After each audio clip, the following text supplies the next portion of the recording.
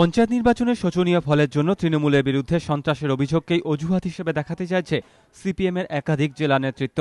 রাজ্য নেতৃত্বের একাংশ সেই তত্ত্ব মেনে নিতে প্রস্তুত, কিন্তু পঞ্চায়েত ভোটে বিপর্যয়ের জন্য সন্ত্রাসকেই একমাত্র কারণ হিসেবে দেখতে রাজি নন খোদ বুদ্ধদেব ভট্টাচার্য।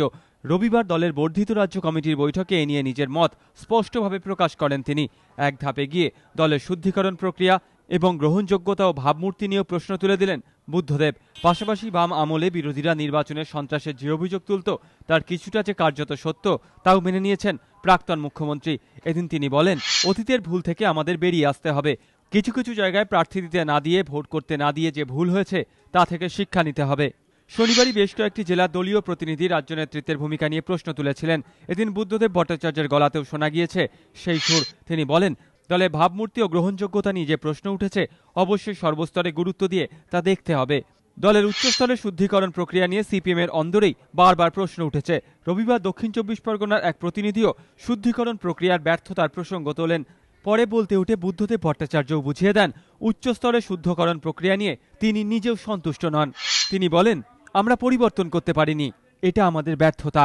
শুদ্ধকরণ নিয়ে বারবার বলেছি, কিন্তু সফল হতে পারিনি। তা সত্ত্বেও আমাদের চালিয়ে যেতে হবে। বাম আমলে ২০০১ সালে যখন কেশপুর থেকে নন্দরানী দল লক্ষাধিক ভোটে জিতেছিলেন, তখন সিপিএম নেতৃত্বের একাংশ বিজয় খুশি হলেও অসন্তুষ্ট হয়েছিলেন বুদ্ধদেব ভট্টাচার্য। সিপিএম সূত্রে খবর, দীপক সরকার, অমল হালদারদের একাধিপত্যের রাজনীতির তত্ত্বে কোনোদিনই সায় দেননি তিনি।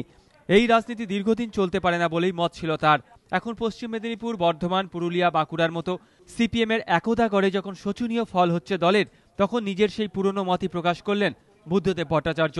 রাজনৈতিক মহলের ব্যাখ্যা, একের পর এক নির্বাচনে বিপর্যয়ের পরও আলিমুদ্দিনের একটা অংশ নেতৃত্বে পরিবর্তনে আগ্রহী না হলেও বুদ্ধদেব ভট্টাচার্যের এদিনের মন্তব্যের পর সেই অবস্থান আগামী দিনেও বজায় থাকবে কিনা তা নিয়ে সন্দেহ রয়েছে।